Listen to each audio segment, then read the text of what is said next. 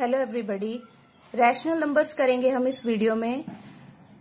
First of all सबसे पहले समझिए कि रैशनल नंबर्स होते क्या हैं। उसके बाद हम करेंगे कुछ इम्पॉर्टेंट बेसिक्स जिनके थ्रू हम प्रॉब्लम सॉल्व कर सकते हैं जो रिलेटेड हैं आपके रैशनल नंबर से। सबसे पहले डेफिनेशन है इसकी, numbers of the form p by q where q is not equal to 0 and p is any integer,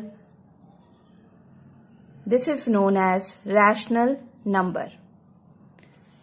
यानी कि यहां बोला गया है p by q की फॉर्म में जो भी नंबर्स होते हैं जहां पर q 0 के इक्वल नहीं होता, यानी कि जो q है आपका that is not equal to 0 और p कोई भी इंटीजर हो सकता है, ऐसे नंबर्स को हम कहते हैं rational numbers. For example 2/3, 2/1, 2/2, these all are rational numbers, लेकिन 2/0 को हम रैशनल नंबर कंसिडर नहीं करते हैं। सेकेंड है आपके पास basic, every integer is a rational number but a rational number need not to be an integer. बेटा हर एक इंटीजर जो है 1 है, चाहे 2 है, चाहे 3 है, चाहे -1 है, -2 है, ये सारे रैशनल नंबर हो सकते हैं क्योंकि इनके नीचे अगर कुछ नहीं है तो डिनोमिनेटर है, तो ये रैशनल नंबर्स हो सकते हैं जहां क्यू की वैल्यू 0 नहीं है। लेकिन यहां पर कहा जा रहा है कि rational number need not to be an integer. Rational number जो है वो इंटीजर नहीं होता, ठीक है। ये सारे इंटीजर्स रैशनल नंबर तो हो सकते हैं, लेकिन ये रैशनल नंबर्स जो हैं ये इंटीजर्स नहीं हो सकते, ये रैशनल नंबर है। Third one is a rational number p by q is positive. बेटा p by q rational number कोई भी ले लो आप, 2/3, ये पॉजिटिव कब होगा? जब इसके आगे सेम साइंस होंगे। जैसे यहां पर आपको कोई साइन नहीं दिख रहा तो ये पॉजिटिव का साइन माना जाता है, तो सेम साइंस हैं। इसी तरह से -2/-3, यहां पर भी नेगेटिव साइन सेम है, तो सेम साइंस के जो नंबर्स होते हैं p by q की फॉर्म में, ऐसे रैशनल नंबर्स को हम क्या बोलते हैं? पॉजिटिव। चाहे वो प्लस का साइन हो चाहे माइनस का हो, न्यूमरेटर और डिनोमिनेटर दोनों में सेम साइन होना चाहिए। फोर्थ वन में देखिए, अ rational number p by q is negative. p by q rational number को हम नेगेटिव कब कहेंगे बच्चे? जब p और q इन दोनों के साइंस अपोजिट होंगे। जैसे -2 है तो 3 का जो साइन है वो पॉजिटिव होना चाहिए, या फिर 2 पॉजिटिव का है तो 3 का साइन माइनस का होना चाहिए। तो ऐसे रैशनल नंबर्स को हम बोलेंगे नेगेटिव रैशनल नंबर्स। बेटा फिफ्थ वन है, 2 rational numbers are equal if they have the same standard form. यहाँ 4/6, 3/5 इक्वल नहीं, देयर इज स्टैंडर्ड फॉर्म, तो दे आर नॉट इक्वल। लेकिन मैं यहाँ पे 4/6 लिखूंगी और 2/3 लिखूंगी, तो 2 2s are 4, 2 3s are 6, दोनों की जो फॉर्म है वो सिमिलर आ गई, तो these are equal. Okay. Sixth point में देखिए, to obtain a rational number equivalent to the given rational number either multiply और divide both its numerator and denominator by a non zero integer. यानी कि कोई भी आपके पास रैशनल नंबर है, ठीक है, आपको इक्वलेंट चाहिए, ठीक है। उसका इक्वलेंट के लिए आप किसी भी नॉन जीरो इंटीजर से, यानी मैं यहां पर 4 ले रही हूं, तो 4 से न्यूमरेटर को भी मल्टीप्लाई करोगे आप और डिनोमिनेटर को भी करोगे, तो आपके पास इसका इक्विवेलेंट आ जाएगा। दैट इज, इसका इक्विवेलेंट क्या आएगा आपके पास? यहाँ पे 2 4s are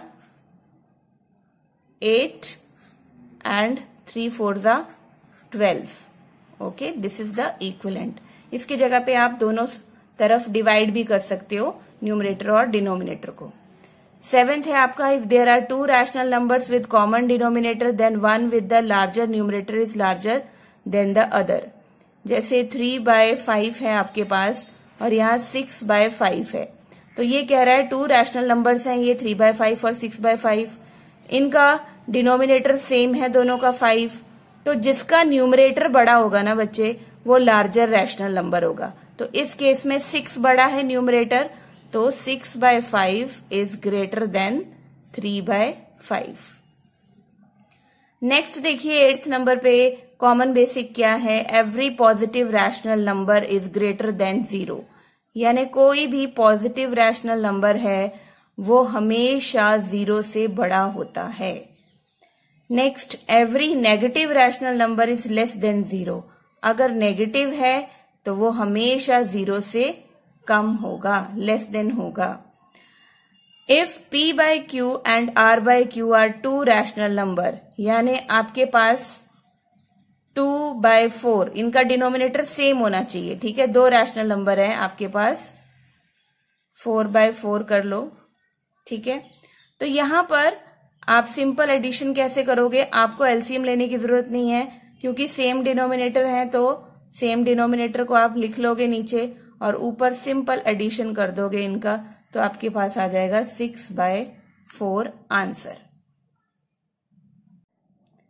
11th पॉइंट में देखिए, for addition of numbers with different denominators, यानी मेरे पास एक है 2/3 रैशनल नंबर और एक है मेरे पास 3/5। अब यहां पर देखिए डिनोमिनेटर्स डिफरेंट है, तो ऐसे में इनकी एडिशन कैसे करेंगे, तो फर्स्ट स्टेप है हमारा एलसीएम लेंगे, ठीक है। 3 और 5 का हमने एलसीएम लिया, तो एलसीएम हमारे पास क्या आ गया, 3×5 = 15, ओके। तो एलसीएम लेने के बाद सेकंड स्टेप क्या है, 3×5 = 15 है, तो 2 × 5 करेंगे, सेम नंबर से न्यूमरेटर को भी मल्टीप्लाई करेंगे। फिर हमने यहाँ पर एडिशन का साइन लगाना है क्योंकि हम ऐड कर रहे हैं। 5 3 = 15, तो ऊपर भी 3 को हम न्यूमरेटर को सेम नंबर के साथ मल्टीप्लाई करेंगे। ये आ गया हमारा सेकंड स्टेप। थर्ड स्टेप में देखो बेटा क्या करना है आपने, 2×5 = 10 प्लस 3×3 = 9, नीचे आपका 15 है जो एलसीएम आया है। अब सिंपल एडिशन कर लेंगे, 19/15 आपका आंसर आ जाएगा, ओके। 12th पॉइंट में देखिए, if a and b and c and d are 2 rational numbers, तो अगर हम इन्हें मल्टीप्लाई करेंगे तो सिंपली हमने न्यूमरेटर्स और डिनोमिनेटर्स को मल्टीप्लाई कर लेना है, यानी 2/3 है, 4/5 है, मल्टीप्लाई कर रहे हैं हम, तो सिंपली हम इस तरह से इसको सॉल्व कर लेंगे। हमारे पास आ जाएगा 4×2 = 8, 3×5 = 15, इस तरह से। If a/b multiplied by c/d are 2 rational number such that जो cd है वो आपका नॉट इक्वल टू 0 है, तो इस केस में बेटा अगर हम डिवाइड करते हैं, जब आपका c/d जो है वो 0 नहीं होना चाहिए, ठीक है। तो 0 के अलावा कुछ और हो सकता है, तो इस केस में हम क्या करेंगे, जब भी डिवीजन करनी होगी हमें, तो हम फर्स्ट वन नंबर तो वैसे सेम लिखेंगे, लेकिन c/d का रेसिप्रोकल आ जाएगा, दैट इज d/c, यानी हम न्यूमरेटर और डिनोमिनेटर की जो प्लेस है उसको इंटरचेंज कर देंगे।